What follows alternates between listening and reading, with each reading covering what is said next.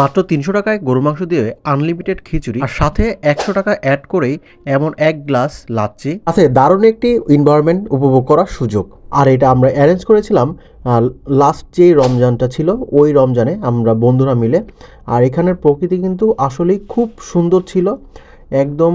এটা ছিল হলো আড়িয়াল খাঁ নদীর কোল ঘেঁষে একটা রেস্টুরেন্টের মতো, খুব সুন্দর। আর এখানে আমরা এটা সকালবেলায় প্ল্যান করেছিলাম যে এখানে আজকে আমরা ইফতারটা করব, যেহেতু লাস্ট ডে। সবাই মিলে আমরা যেই বন্ধুরা আছি সবাই মিলে এই জায়গায় আমরা ইফতারটা করব।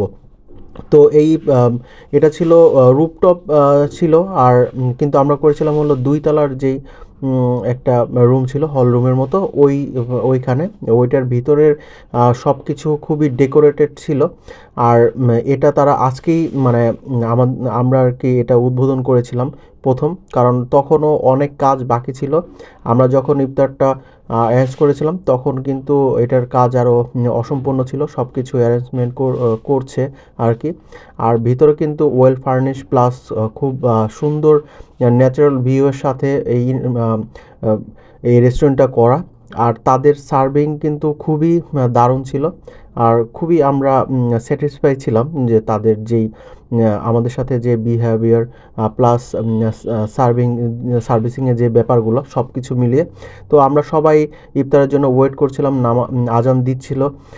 তারপরে হলো আমরা আস্তে আস্তে তাদের যেই খাবারগুলো ছিল তো ওইগুলো আমরা করবো আর কি। এখনও আজান যেহেতু দেয়নি, আমরা সবাই প্রিপারেশন নিচ্ছিলাম ইফতার করার জন্য। তো আমরা হলো এই ১ প্লেট খিচুড়ি নিয়েছিল হলো ৩০০ টাকা। আর এটা কিন্তু আনলিমিটেড ছিল, মানে আপনি যত দূর পর্যন্ত আপনার পেট না ভরবে আপনি কিন্তু খেতে পারবেন, তার মানে এক্সট্রা তারা আরও আপনাকে দিবে সাথে। তো আজান যেহেতু দিয়ে দিয়েছে, বিসমিল্লাহ করে আমরা সবাই খাবারটা শুরু করেছিলাম। আর এর মধ্যে যথেষ্ট পরিমাণে গরুর যে মাংস কথা বললাম, যথেষ্ট পরিমাণে মাংস ছিল। ৩০০ টাকার প্যাকেজে কিন্তু মানে খুব অসাধারণ একটাই। আর এটা এমনি ভাতের যে চাল এই চালেরই ছিল, এর জন্য আর তাদের রান্নাটাও আসলে খুবই ভালো হয়েছিল। আমরা যারা খেয়েছি সবাই খুবই প্রশংসা করেছি তাদের সব রান্নাগুলো। শসা, লেবু, গাজর, তাছাড়াও লাচ্ছি তো ছিল, পানি, আর এর সাথেও আরও অনেক কিছু ছিল আর কি। তো সব মিলে আমাদের কাছে দারুণ একটা সময় আমরা পার করেছি এখানে। আর আমরা বন্ধুরা মিলে খুব সুন্দর একটা সময়ও পার করেছি। আর সন্ধ্যার পরে এখানের আবহাওয়া আর হলো এনভায়রনমেন্টটা কিন্তু আরও দারুণ দেখতে ছিল।